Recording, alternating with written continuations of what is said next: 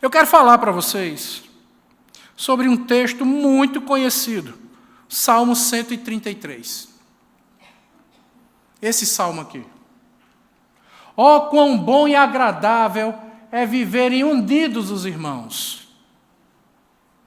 Quão bom e agradável é o quê? Viverem unidos os irmãos.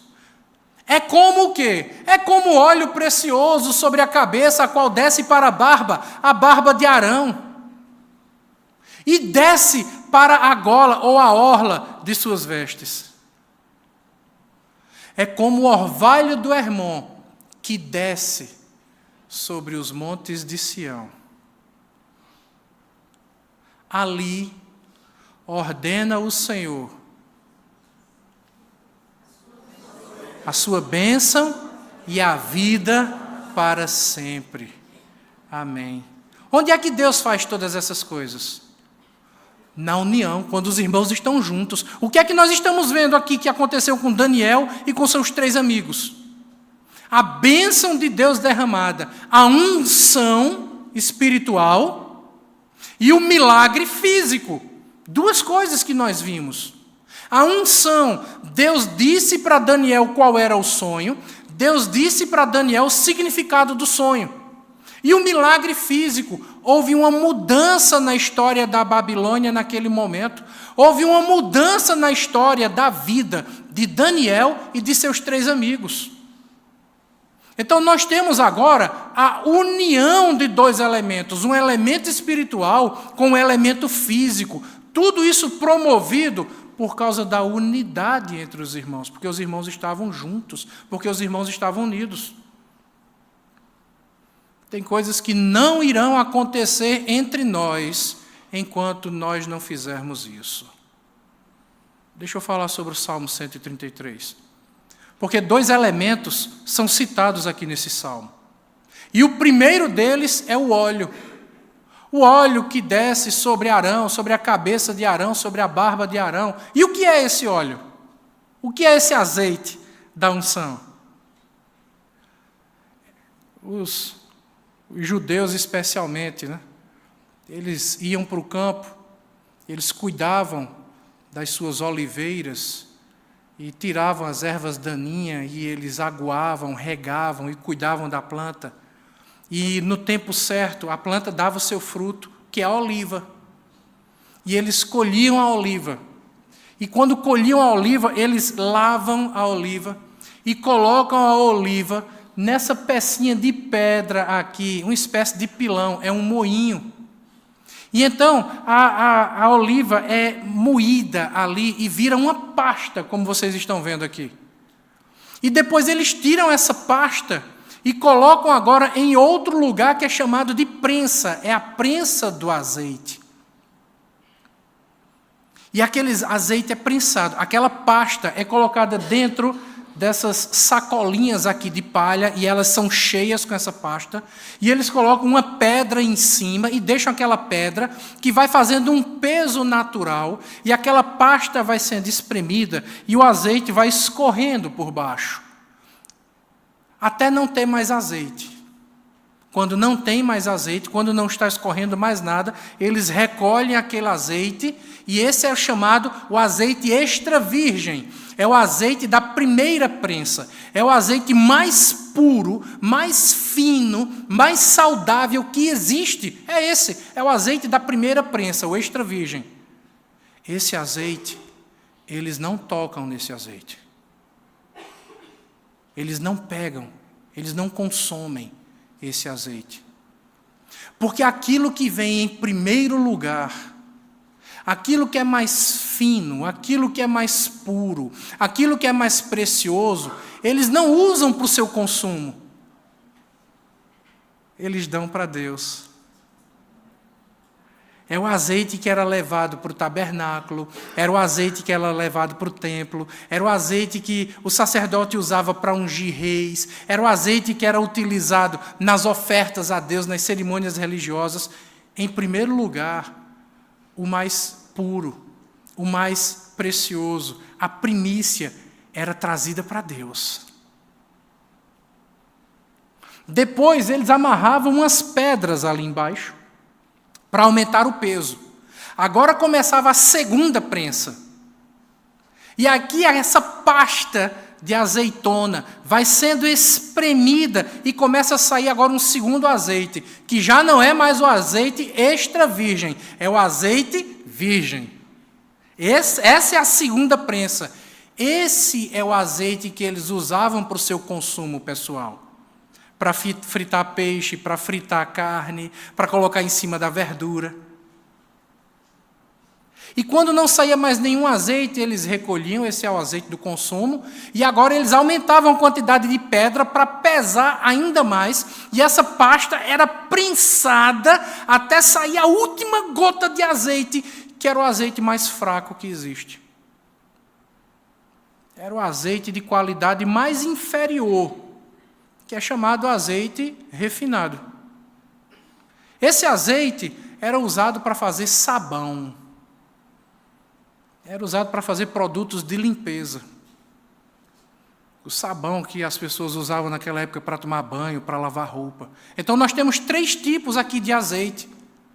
O melhor, o mais precioso, aquele que vem em primeiro lugar, o mais valioso, o mais puro. Esse é dado para Deus. O que é que você tem dado para Deus? O que é que você tem feito com aquilo que Deus tem te dado?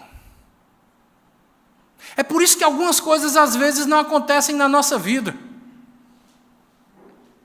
Porque a gente sai trabalhando, a gente sai colhendo a azeitona, a gente coloca a azeitona lá no moinho, e a gente trabalha, e a gente sua, e a gente se esforça, e quando está a pasta, a gente pega e vai prensar o azeite, e quando sai o melhor, o mais caro, o mais puro, a gente fica para a gente não dá para Deus.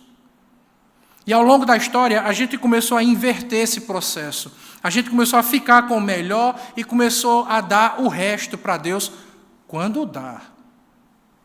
Quando dá. E é por isso que algumas coisas ainda não aconteceram entre nós. E é por isso que às vezes a gente passa por certas situações que poderiam muito bem ser evitadas.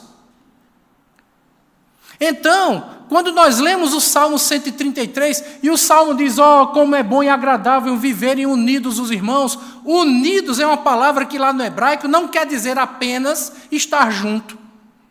Quer dizer ter o mesmo propósito, a mesma atitude. E é o mesmo propósito bíblico, a mesma atitude bíblica. Isso é estar junto do jeito de Deus, e não estar junto do jeito do homem. As pessoas podem estar juntas do jeito errado. Lá na Torre de Babel estava todo mundo junto.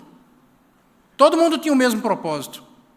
Não tinha discussão, não tinha falta de entendimento. Todo mundo estava envolvido na mesma obra. Todo mundo estava construído. Todo mundo tinha o mesmo alvo, o mesmo objetivo.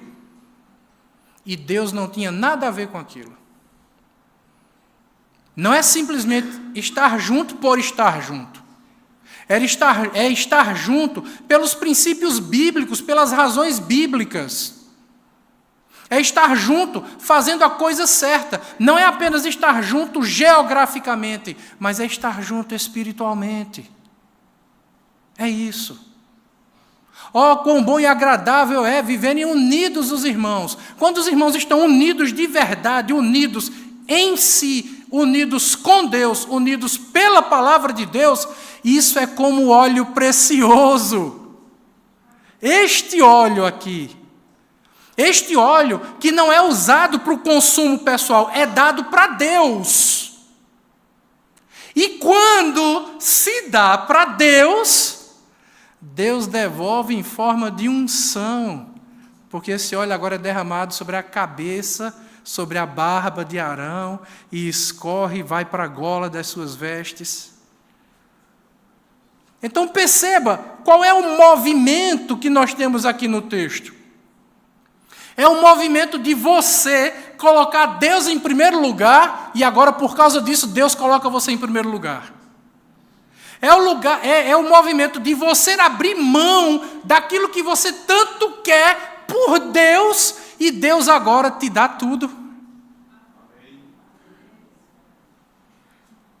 Você está devolvendo para Deus aquilo que é mais precioso, mais valioso. E por causa disso, Deus te abençoa com muito mais do que aquilo que você precisa ou pediu. Meu querido, o que foi que aconteceu com Daniel? Daniel foi colocado por Nabucodonosor em que posição? O que foi que aconteceu com José no Egito? Deus está falando conosco. Por que que tem coisas que ainda não aconteceram na nossa vida? Porque a gente ainda não está dando o primeiro azeite para Deus. A gente quer ficar com o primeiro azeite para a gente, porque ele é gostoso, porque a gente é avarento, porque a gente é egoísta, porque a gente é egocêntrico, porque a gente é hedonista, porque a gente ainda tem medo de viver pela fé. Porque a gente ainda tem medo de confiar em Deus. A gente faz algumas coisas para Deus, mas a gente fica com um pé atrás, sabe? Vai que não dê certo, vai que não funcione, sabe? E isso nunca foi viver pela fé. E é por isso que a gente enfrenta situações que poderiam muito bem ser evitadas. Ó, quão bom e agradável é viverem unidos os irmãos. É como óleo precioso que desce sobre a cabeça de Arão, sobre a barba de Arão, sobre as golas das vestes de Arão. Aquele óleo que é derramado sobre todo o corpo. Então, está aí os 3 azeites. Todos os 3 azeites são fruto do trabalho humano. O primeiro, o segundo e o terceiro. O que é que você tem dado para Deus? O que é que você tem oferecido para Deus? O que é que você tem ofertado para Deus?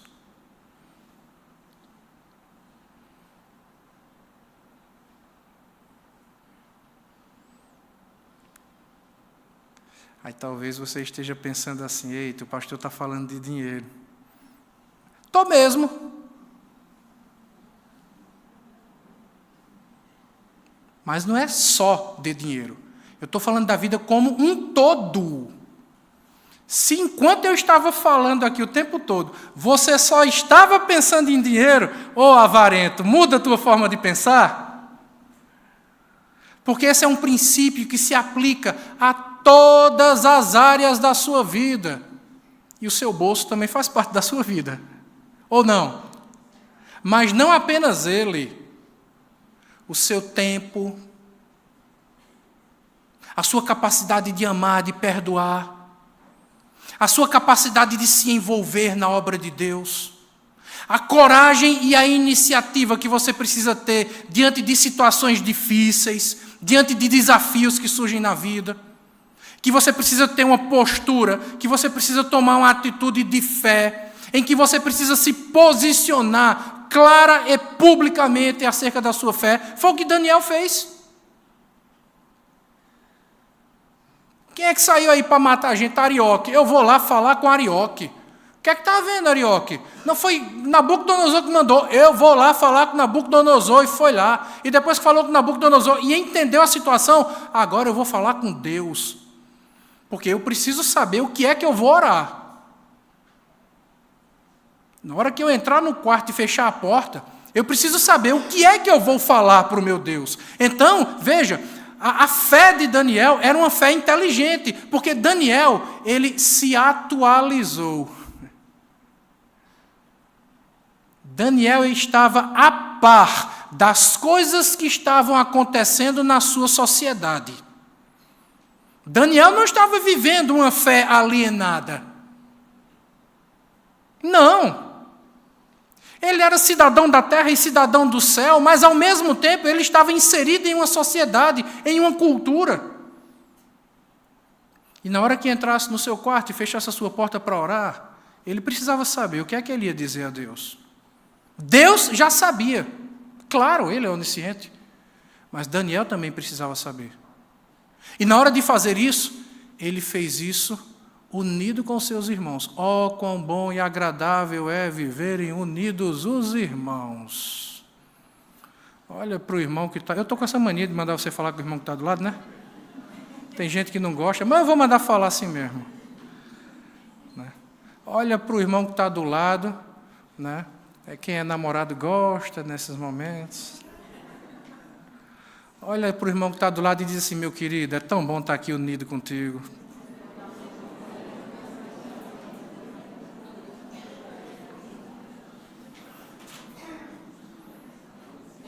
Mas após o Salmo 133 falar sobre o óleo que desce sobre a cabeça, sobre esse elemento espiritual, o Salmo 133 agora apresenta um outro elemento. E qual é? É como o orvalho do Hermon.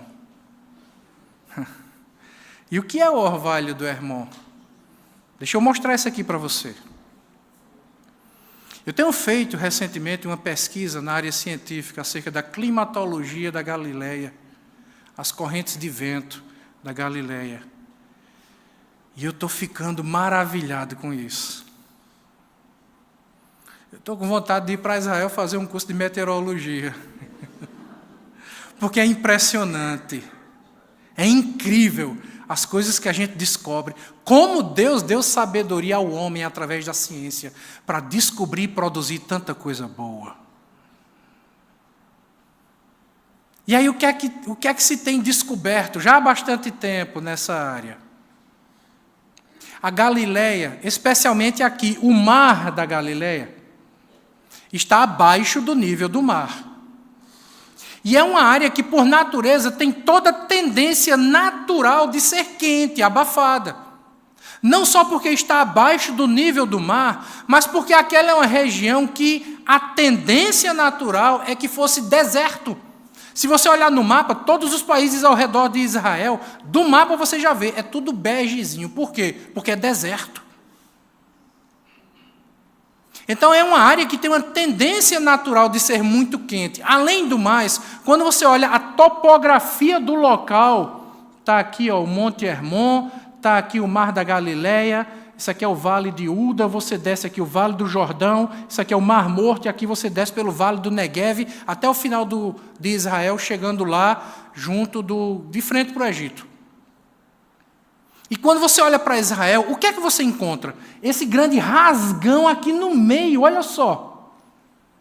É como se Israel fosse uma massa de modelar, e Deus tivesse colocado o dedo assim no extremo norte e tivesse rasgado de cima a baixo e tivesse feito um córrego com o dedo, cortando todo o país de norte a sul. E o que é que acontece aqui? Durante todo o ano, vem uma corrente de vento do sul que traz todo o calor do deserto.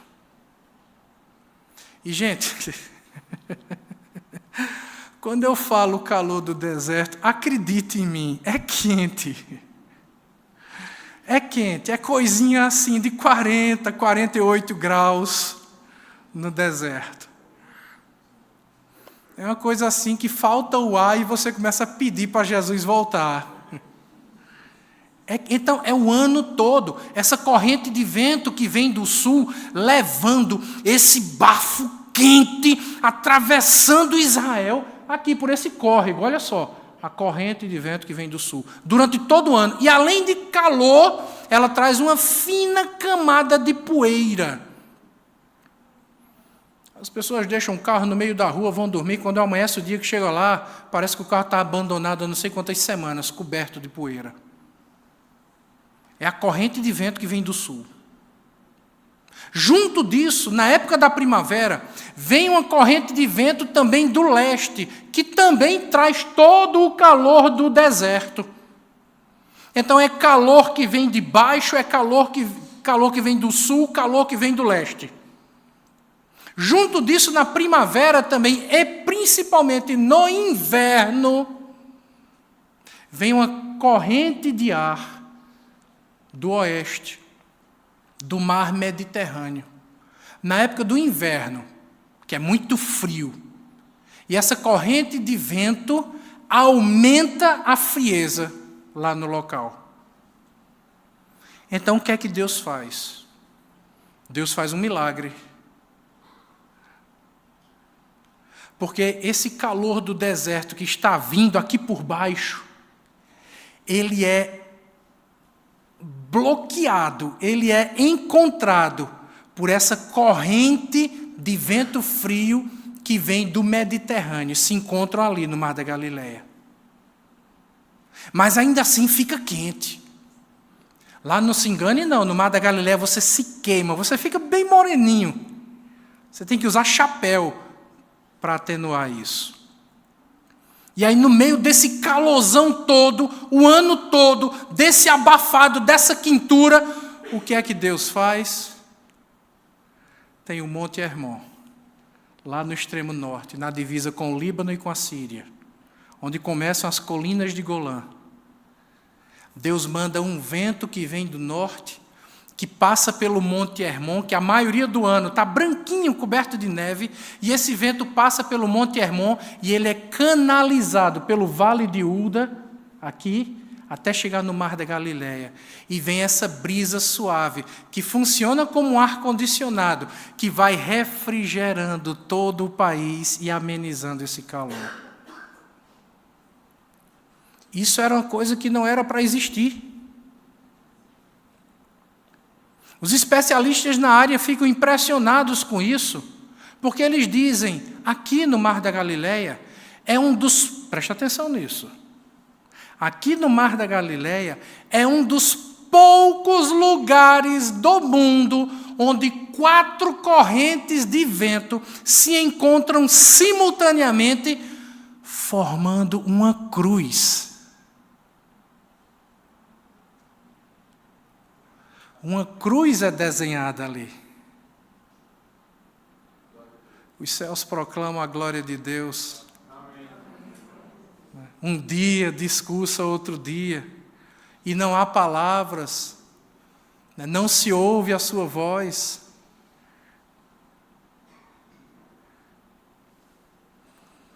E quando isso se encontra, essas 4 correntes de vento se encontram ali no Mar da Galileia, elas ficam circulando ali no Mar da Galileia.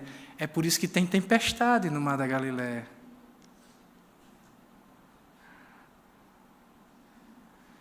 E quando nós lemos então o Salmo 133, o que é que o salmista diz? Quando os irmãos estão juntos, não só geograficamente, não só fisicamente, mas juntos com o mesmo propósito, tendo a mesma unidade, juntos com a mesma fé, junto com o mesmo objetivo. Quando nós estamos juntos querendo alcançar o mesmo alvo, quando nós estamos juntos de joelhos, orando ao Senhor, oferecendo a Deus as primícias, sendo fiéis na nossa vida, seja na nossa vida de oração, de leitura da Bíblia, de comunhão, de amor, de perdão, na nossa vida de dízimos e ofertas, na nossa vida de envolvimento com a igreja, de participação, na nossa vida de servir ao próximo. Quando nós estamos juntos, Deus faz milagres. Ele derrama o óleo da unção sobre nós e Ele muda a situação geográfica do lugar onde nós estamos.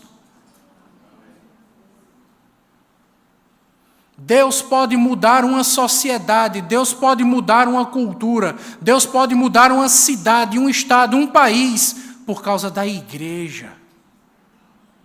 Quando a igreja estiver na sua posição certa, fazendo o que tem que ser feito, Deus começa a agir. Ele derrama o óleo da unção e Ele muda as impossibilidades geográficas do local onde nós estamos. E os especialistas que se virem para estudar e para tentar explicar por que é que isso acontece. Enquanto eles estão tentando explicar por que é que isso acontece, a gente está simplesmente desfrutando daquilo que acontece.